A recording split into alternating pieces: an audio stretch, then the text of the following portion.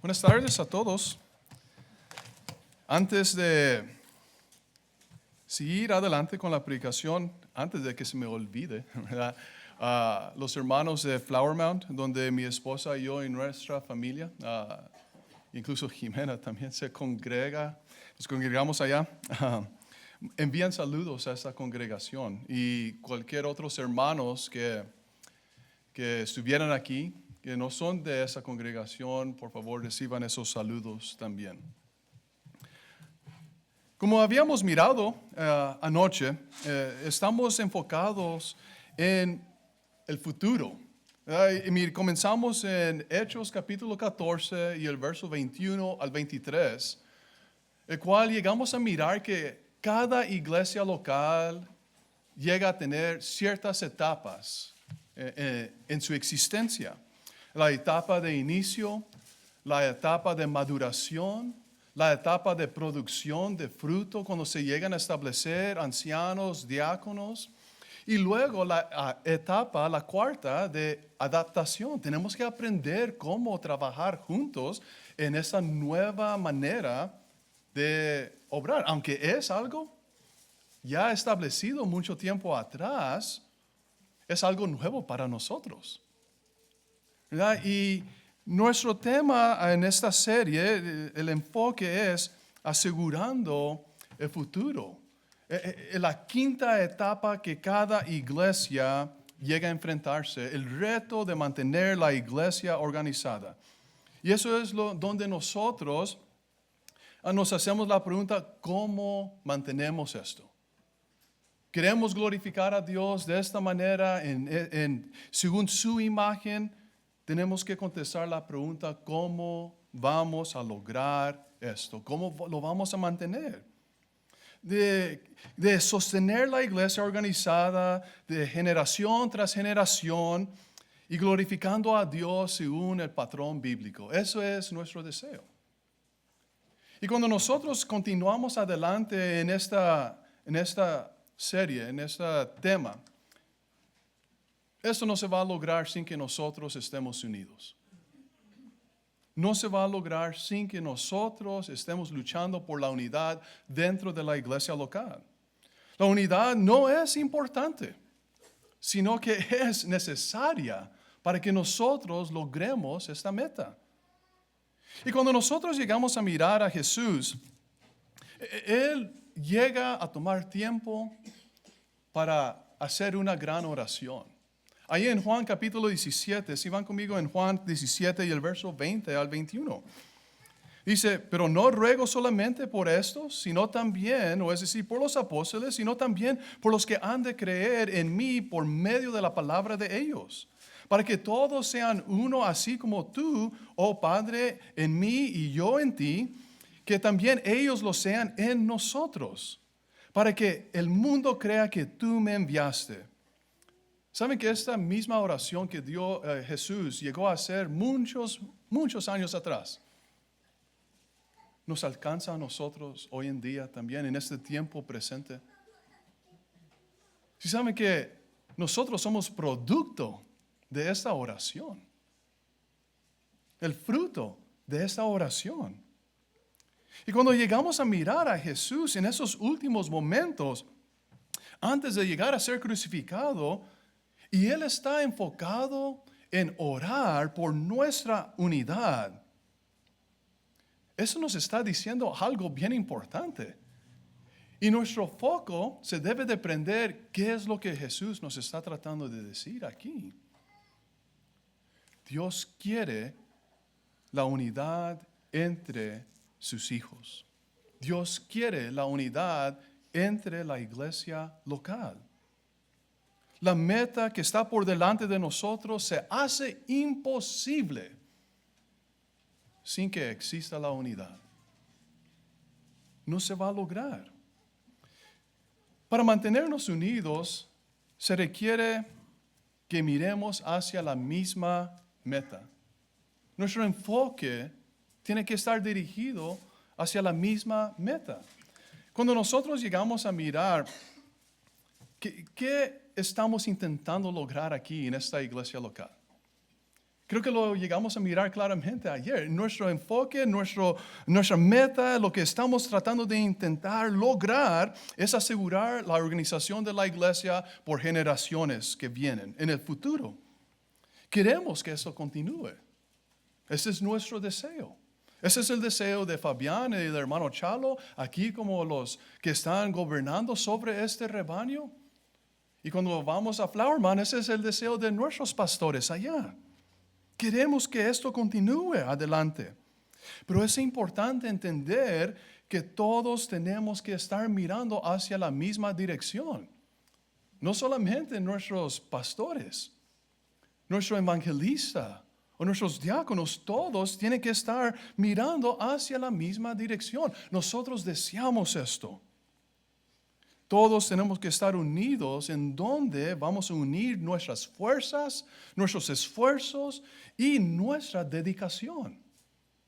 Todos hacia la misma dirección. Dice el profeta Amós en 3:3, dice, ¿andarán dos juntos a menos que se pongan de acuerdo? Es una pregunta que todos sabemos la respuesta. Obviamente, dos personas no van a estar juntos sin que ellos estén de acuerdo, sin que ellos estén unidos en mente, en visión, en meta. Ahora, no solamente es difícil, sino que es imposible llegar a mantener la iglesia sin que nosotros estemos mirando la misma cosa. Todos deseando la misma cosa.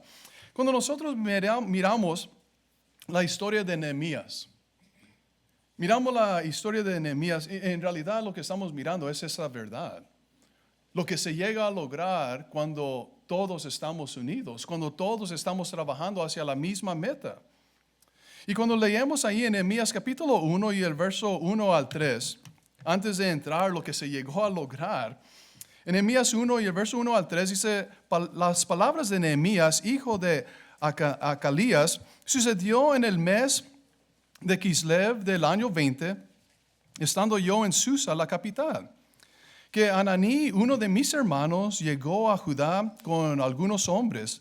Les pregunté por los judíos que habían escapado, que habían quedado de la cautividad y por Jerusalén.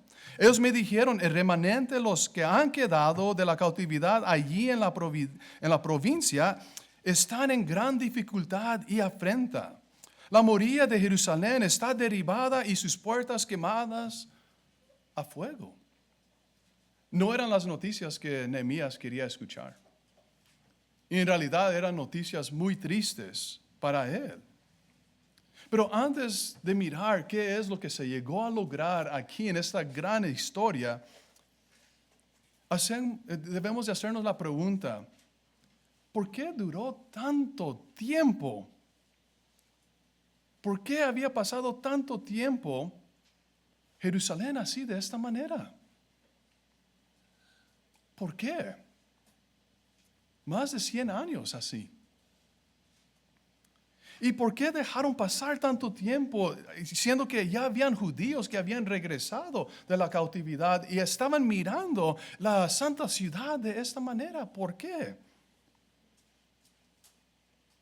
Y ahora, cuando nosotros llegamos a mirar el deseo de Nehemías, él le duele todas estas noticias y comienza a llorar. Y la primera cosa que él comienza a hacer es orar a Dios.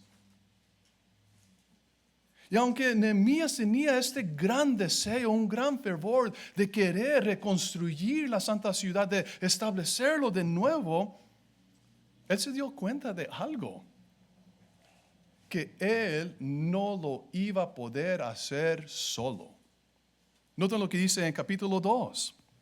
En el capítulo 2 y el verso 11 y adelante dice, llegué pues a Jerusalén y después de estar allí 3 días, dice, me levanté de noche, yo y unos cuantos hombres conmigo, sin declarar a nadie lo que mi Dios había puesto en mi corazón que hiciese por Jerusalén. No llevé conmigo animales, excepto aquel en que yo cabalgaba. Salí de noche por la puerta del valle hacia la manantial del dragón y la puerta del maludar y examiné los muros de Jerusalén, que estaban derribados y sus puertas que estaban consumidas por el fuego. Luego pasé hacia la puerta de la fuente y el estanque del rey, pero no había lugar por donde pasara el animal en que yo cabalgaba. Subí de noche por el arroyo y examiné la muralla y de nuevo entré por la puerta del valle y regresé.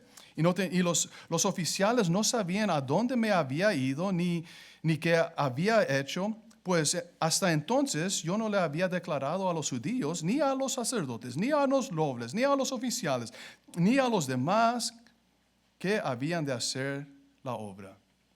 ¿Qué es lo que estaba haciendo Nehemías aquí? Simplemente estaba analizando qué tanto se tenía que hacer. Estaba caminando, analizando el estado de Jerusalén y muy rápido Nehemías se dio cuenta, yo no lo voy a poder hacer solo. Yo no lo voy a poder hacer solo. Entonces, ¿qué es lo que hace Nehemías? Verso 17. Luego les dije, vosotros veis el mal estado en que nos encontramos. Jerusalén está destruida y sus puertas están consumidas por el fuego. Venid, reedifiquemos la muralla de Jerusalén y no seamos más una afrenta. ¿Sí notan qué es lo que estaba haciendo Nehemías? Nehemías en realidad era una buena persona que animaba a las otras personas en la manera como hablaba. Era necesario darle a entender a todos, y que vean todos que este no es mi problema solamente. Esto es nuestro problema. Si notan como dice Nehemías, vosotros veis, incluyéndose a él mismo. Y luego dice el mal estado en que nos encontramos. Y luego dice, reedifiquemos. ¿Quién? Todos. Él está llevando a todos para mirar la misma dirección, a unir la mente. Y noten lo que dice el verso 18. Dice, les declaré cómo la mano de mi Dios estaba conmigo para bien y también las palabras que el rey me había dicho. Y ellos dijeron, levantémonos y edifiquemos. Entonces esforzaron sus manos para el bien. ¿Qué se requería? ¿Qué era el problema? ¿Por qué no pudieron lograr hacer esto anteriormente? Se requería un hombre con una visión, que pudiera unir la mente de todos y ayudarles a todos a mirar la misma dirección. Eso es nuestro problema, no es mi problema. Todos tenemos que trabajar para lograr esto, no solamente yo. Y Nehemías se levantó y unió a todo el pueblo. Noten lo que dice, por causa de hacer esto, de provocar esta unión en el corazón de ellos, en el capítulo 4 y el verso 6. En el capítulo 4 y el verso 6 dice, así reedificamos la muralla y fueron unidos todos los tramos de la muralla hasta la mitad de su altura. No habían terminado, pero estaban trabajando todos juntos. Y dice, ¿por qué? Porque el pueblo tuvo ánimo para trabajar. Otras versiones dicen que el pueblo unió sus esfuerzos para trabajar. Hermanos, eso es lo que llega a suceder cuando nosotros unimos nuestra mente hacia la misma meta. Logramos grandes cosas para Dios. Y nuestra meta es mantener la iglesia organizada. Tenemos que unir nuestros esfuerzos.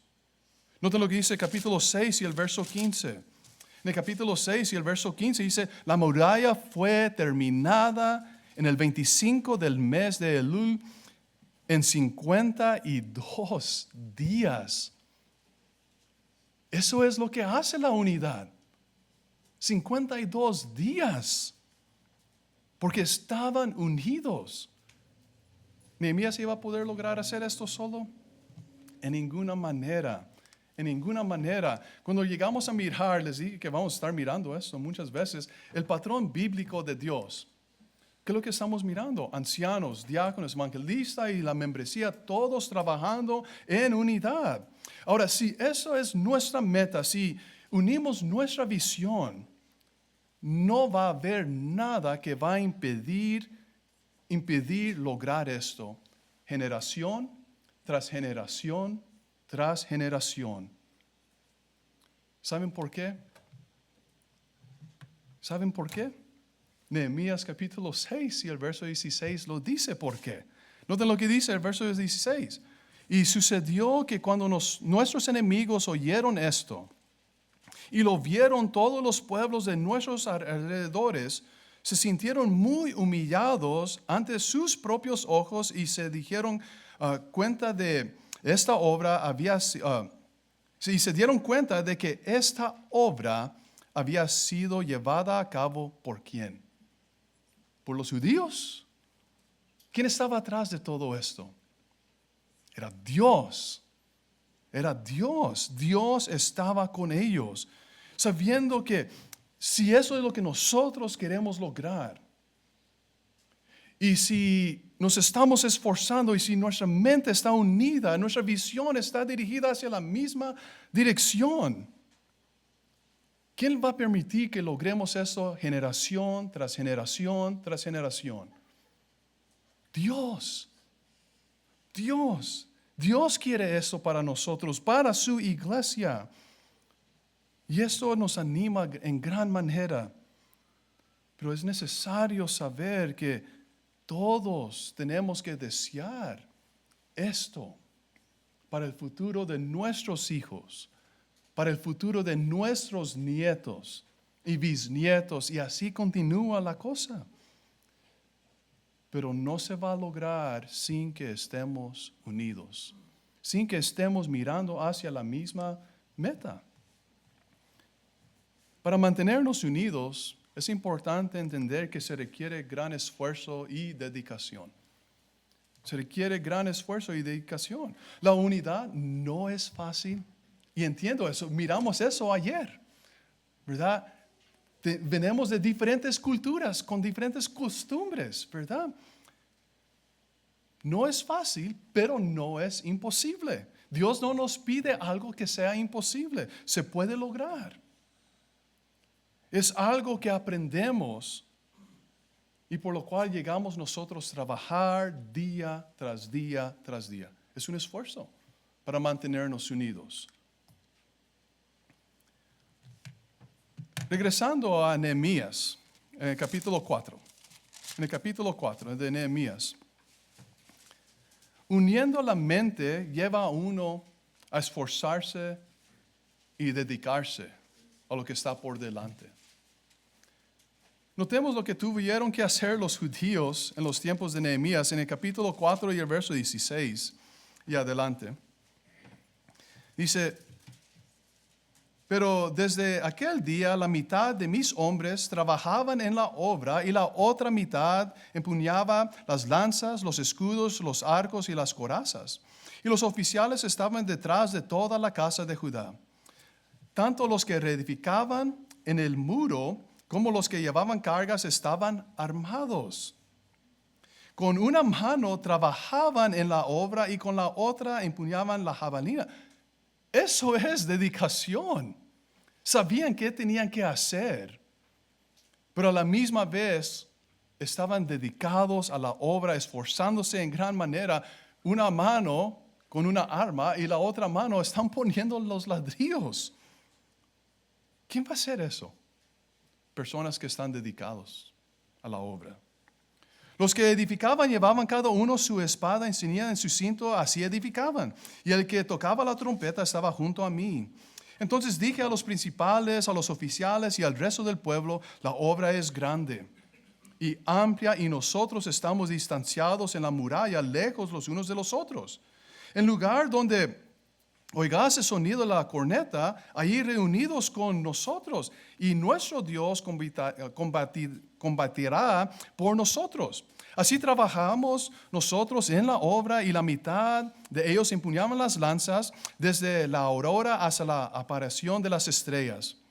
En aquel tiempo también dije al pueblo: cada uno quedase con su criado a pasar la noche dentro de Jerusalén, de modo que nos servían de noche como centinelas y de día como obreros. Noten verso 23. Ni yo, ni mis compañeros, ni mis hombres, ni la guardia que me acompañaban, ninguno de nosotros nos quitamos nuestra ropa, y cada uno tenía su jabalina en su derecha. Hermanos, lo que estamos leyendo es dedicación. Esos judíos estaban en gran manera dedicados a la obra que estaba por delante de ellos. ¿Por qué estaban armados y otra mano estaban edificando? Los enemigos. Los enemigos. ¿Por qué no se quitaban la ropa de trabajo? Es que nos iba a robar tiempo para poder inmediatamente comenzar a construir. ¿Por qué no regresaban a sus casas? ¿Por qué dijo Nehemías, no, quédense todos aquí en la ciudad? Es grande la obra, tenemos que aprovechar cada minuto, segundo, momento para lograr hacer esto. Eso es dedicación, eso es poner un gran esfuerzo a lo que está por delante. Ahora, ¿era fácil para los judíos trabajar así? Yo no creo. No era fácil. Pero si todos nos estamos esforzando de la misma manera, poniendo el mismo esfuerzo, la misma dedicación, se va a lograr la meta. Porque estamos nosotros unidos. Y sí es cierto, la unidad aquí no vino fácil. No vino fácil para ellos. Y lo que nos están enseñando en realidad esos judíos, tenemos que luchar para mantenernos unidos y no perder nuestro enfoque de la meta. Y cuando nosotros llegamos a prestar atención al Evangelio, si vamos al Nuevo Testamento y llegamos a prestar atención al Evangelio en Romanos 1:16, dice, porque no me avergüenzo del Evangelio, pues es poder de Dios para salvación a todo aquel que cree, al judío primeramente, como también al griego. El Evangelio fue diseñado por Dios para unir a personas, para unir a las personas. Cuando nosotros llegamos a mirar en Efesios capítulo 2, si van conmigo ahí en Efesios capítulo 2, y el verso 16. En Efesios capítulo 2, el mismo autor de Romanos comienza a hablar acerca de la misma cosa aquí. En Efesios capítulo 2 y el verso 16 y adelante dice también, reconcilió con Dios a ambos en un solo cuerpo. ¿Cómo? Por medio de la aplicación del Evangelio, porque el Evangelio fue diseñado por medio de Dios para unir. Dice, por medio de la cruz, dando muerte en ella la enemistad. Y vino y anunció las buenas nuevas, paz para vosotros que estabais lejos. Obviamente está haciendo referencia a quién, a los gentiles, y paz para los que están cerca, los judíos. Dice, ya que por medio de él ambos tenemos acceso al Padre en un solo espíritu. Por medio de Cristo, por medio de esa predicación. Entonces, lo que estamos mirando es de que el Evangelio nos une. Ahora, aunque esto es cierto, llegamos a mirar un poco de esto ayer, no quiere decir que viene fácil. No quiere decir que viene fácil. Cuando llegamos a mirar a los judíos y los gentiles, la relación entre estos dos grupos de personas, uniendo a esos dos grupos de personas, no era algo que vino muy fácil. Personas con muy diferentes culturas, costumbres, ahora están unidos. Como miramos, la iglesia de Roma era un buen ejemplo de esto. Cuando nosotros vemos en el capítulo 1 de Romanos, porque ahí inicia toda la cosa. En el capítulo 1 de Romanos, Pablo se está dirigiendo a los gentiles, porque ya habíamos hablado ayer que Romanos fue escrito a esa iglesia de Roma, donde inició como judíos, pero cuando vino el edicto de Claudio, los judíos se fueron, ¿y quién entró? Los gentiles. Y ahora están gentiles con con los gentiles hermanos allí, con un liderazgo gentil. Llega Nerón y regresan los judíos. ¿Y cómo están las cosas ahora? Era necesario escribir este libro. Se tenían que entender los hermanos, ahora tienen que mantenerse unidos. Capítulo 1 se dirige a los gentiles y Pablo les dice, los gentiles son pecadores y están bajo pecado. ¿Qué estarían pensando los judíos? ¿Qué está pasando por la mente de los judíos cuando ellos comienzan a leer esto por primera vez? ¿Estarían ellos pensando, qué podemos hacer para ayudar a estos gentiles? No, ellos no estaban pensando en esto. Es muy probablemente que ellos estaban pensando, buen trabajo, Pablo, muy buen dicho. Qué bueno que les estás diciendo a esos paganos, a esos idólatras, que ellos son pecadores. Era difícil aceptar que ahora el evangelio los está uniendo. Y cuando vamos en el capítulo 2, los judíos no están en una mejor situación. En realidad están en la misma situación, bajo pecado. ¿Qué estarían pensando los gentiles? Es muy probablemente que ellos estaban diciendo, ya ven, ustedes no son mejor que nosotros, ustedes también son pecadores. Buen trabajo, Pablo. Alguien tenía que humillar a estos judíos que se creen ser la mejor cosa. Muy buen dicho. Alguien tenía que ponerlos en su lugar. Pero lo que tenían que entender gentiles y judíos en todo lugar. Noten lo que dice en Romanos capítulo 3. En Romanos capítulo 3, lo que todos tenían que llegar a entender era, ¿qué pues? En el verso 9, ¿qué pues? ¿Les llevamos alguna ventaja? Claro que no. Dice Pablo, porque ya hemos acusado tanto a judíos como a gentiles, diciendo que todos están bajo pecado. Como está escrito, no hay justo ni aun uno. Eso es lo que gentiles como también judíos tenían que llegar a entender. Y que ambos tenían que dirigirse hacia la misma dirección para ser salvados de sus pecados. Judío como gentil tenían que dirigirse hacia el Evangelio, hacia Cristo. Aunque no debería de haber existido esta tensión, ya miramos que la cultura bien arraigada es difícil soltar. No debería de existir esa tensión entre judíos y gentiles. Sin embargo, ahí estaba. Y por eso una y otra vez, vayan conmigo ahí en Gálatas en el capítulo 3. En Gálatas capítulo 3 y el verso 26 llegamos a mirar la necesidad de dar a entender una y otra vez, no hay tal cosa como judío o gentil. Tienen que aprender a estar unidos, trabajar juntos. Dice el verso 26, así que todos sois hijos de Dios por medio de la fe en Cristo Jesús, judío como también gentil.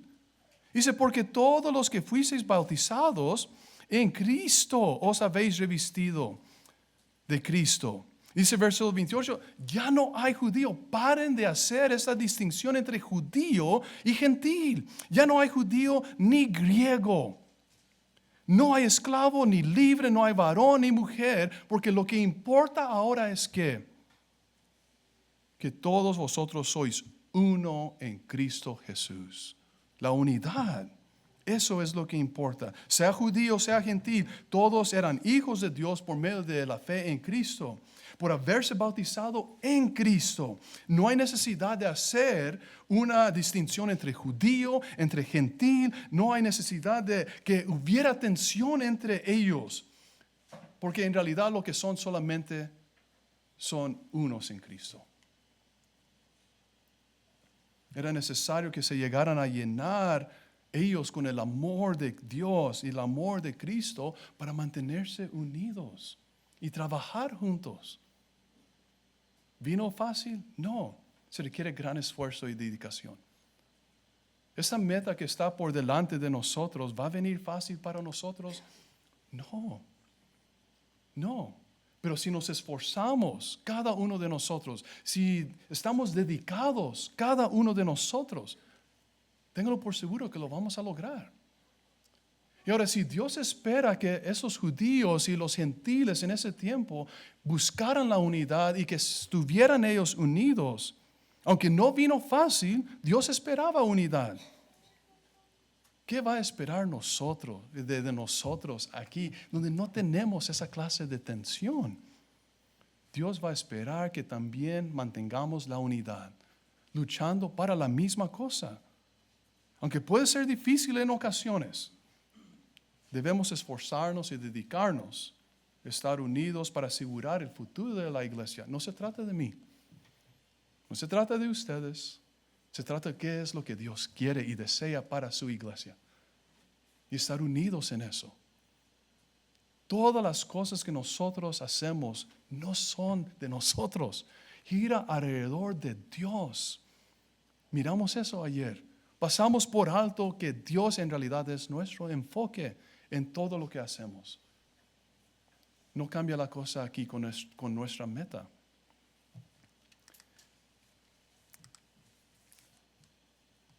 La unidad nos ayuda a nosotros a superar los obstáculos que estaban por delante.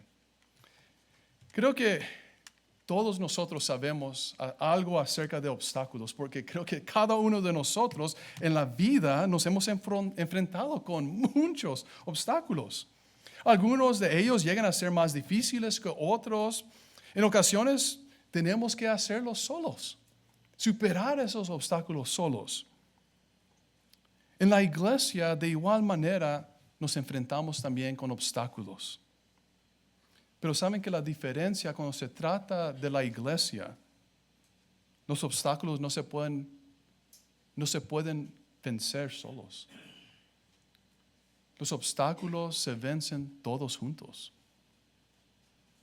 Se logran superar esos obstáculos todos juntos porque somos un solo cuerpo. Los obstáculos que los ancianos miran son solamente los obstáculos de los ancianos. En ninguna manera. Son los obstáculos de todos. ¿Ellos lo tienen que superar? Sí, juntamente con todos los demás. Tenemos que superarlos. Pero la diferencia en que la iglesia llegamos a mirar es de que lo vamos a poder hacer nosotros unidos. Cuando nosotros continuamos adelante con este tema, vamos a hacernos la pregunta, ¿por qué existen los obstáculos? ¿Nunca han pensado por qué existen esos obstáculos? Cuando somos una iglesia organizada, ¿saben qué? Continuaremos con los obstáculos. Nada más porque tenemos ancianos y diáconos y un evangelista, no quiere decir que ya todo va a estar bien suave y tranquilo. Podemos poner el carro en cruise control y ahí vamos todos fácilmente hacia la eternidad. Bueno, fuera, pero no son las cosas así. ¿Por qué existen los obstáculos? Hermanos, la Biblia lo dice claramente en 1 Pedro 5:8. Dice, sean sobrios y velen. Su adversario, el diablo, como león rugiente, anda alrededor buscando a quien devorar. Existen los obstáculos porque existe un enemigo que nos quiere destruir y que quiere destruir esta obra que se ha iniciado hace 10 años atrás. Él no quiere que la iglesia en esta localidad, que la iglesia llegue a reflejar la imagen de Dios y mucho menos que lo llegue a hacer por generación tras generación tras generación. Él no quiere con eso. Él no quiere eso para nosotros. ¿Quiere el enemigo que tengamos ancianos que velan por nuestras almas que están protegiendo el rebaño? Por supuesto que no. ¿Quiere el enemigo que tengamos diáconos que lleguen a servir a los santos en diferentes maneras? Él no quiere eso. Quiere el enemigo que tengamos un evangelista que se esfuerza para escudriñar las escrituras, para edificarnos y ayudarnos a madurar. En ninguna manera. Quiere el enemigo que tengamos miembros que aunque no sirven en esos oficios, pero que sean activos, que son activos en la iglesia. ¿Quiere el enemigo eso? No, él no quiere eso. Y tenemos que prestar mucha atención cuando el diablo en ocasiones se mete dentro de la iglesia disfrazado como un santo y luego quiere perturbar esto. Quiere estorbar esto. Es bien importante. El diablo no quiere nada de esas cosas. En Tito capítulo 1 y el verso 5 dice, por esta causa te dejé en Creta, para que pusieras en orden lo que faltase y establecieras ancianos en cada ciudad como te mandé. Eso es lo que quiere el diablo. Él quiere una iglesia débil e incompleta. ¿Por qué? Más fácil, vender una presa más fácil. Es más fácil mantener la iglesia así de esa manera. Esto es lo que quiere el diablo. Esto no es lo que nosotros queremos aquí. Notemos los obstáculos que también llegaron a enfrentarse los judíos en los tiempos de Nehemías. Regresando a Nehemías capítulo 4. Nehemías capítulo 4 y el verso 1 al 3 dice, Sucedió que cuando Sanballat oyó que nosotros edificábamos la muralla, se enfureció y se enojó muchísimo e hizo burla de los judíos. Entonces habló delante de sus hermanos y del ejército de Samaria y dijo, ¿qué hacen estos miserables judíos? ¿La han de dejar restaurar para sí? ¿Han de volver a ofrecer sacrificios? ¿Han de acabar en un día? ¿Han de hacer volver las piedras de entre los montes de escombros, estando estas quemadas? Junto a él estaba Tobías el amonita, que dijo, lo que ellos edifican, si sube una sora, derribará su muro de piedra. ¿Qué es lo que están enfrentando los judíos en los tiempos de Nehemías? ¿Obstáculos? Obstáculos, la misma cosa que nosotros enfrentamos. El diablo.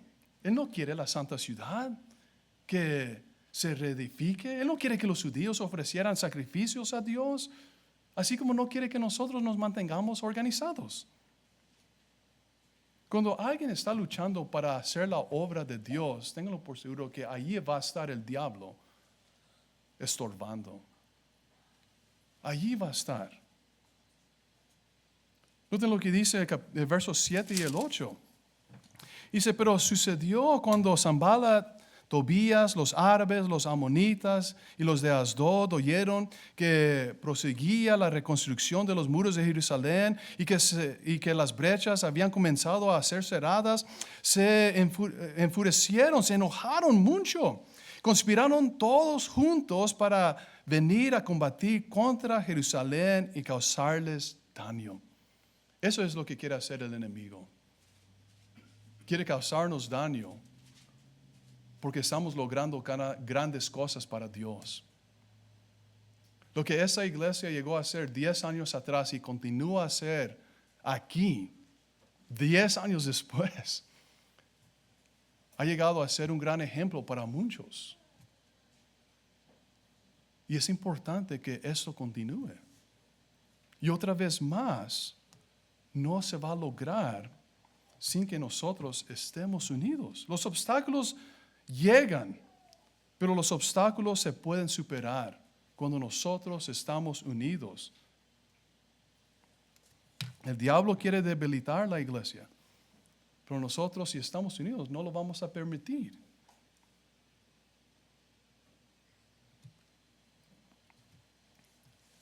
Ya, para finalizar, mientras nos esforzamos para alcanzar nuestra meta, recordemos que no podemos lograrlo solo. Necesitamos enfocarnos en la misma dirección, esforzarnos y dedicarnos de la misma manera cada uno de nosotros, los ancianos de edad, los adultos de edad, los jóvenes de edad, incluso los niños también. Los jóvenes. Todos tenemos que dedicarnos hacia la misma dirección y superar cualquier obstáculo que el enemigo puede poner por delante de nosotros. Pero no podemos hacerlo solos. Nos necesitamos los unos a los otros. Y necesitamos que ayudarnos los unos a los otros a través de todo esto, de este proceso. Necesitamos que mantenernos unidos, trabajar juntos con nuestros ancianos, con nuestros diáconos y con nuestro evangelista. Recordemos las palabras de David, cual dijo: he aquí cuán bueno y cuán agradable es que los hermanos habiten juntos en armonía. Solo cuando mantengamos la unidad entre nosotros, podemos mantener la iglesia organizada y glorificar a Dios generación tras generación, siempre reflejando el patrón bíblico. Y podemos terminar con esa pregunta: ¿ayudarás a mantener la iglesia unida? Esperamos que sí. Si hay alguien que no ha venido a la obediencia y quieres entregar tu vida a Dios, la vida a Dios, a la vida sin Dios, mejor dicho, no es nada. Pero cuando nosotros unimos nuestra vida a Dios por medio de las aguas del bautismo, ahora la vida es todo. Podemos lograr hacer grandes cosas para Dios, pero sin Dios no podemos hacer nada. Si quieres dar tu vida a Dios y unirte con Cristo en las aguas del bautismo, te invitamos que lo hagas mientras que entonamos este himno de invitación. Gracias por su atención.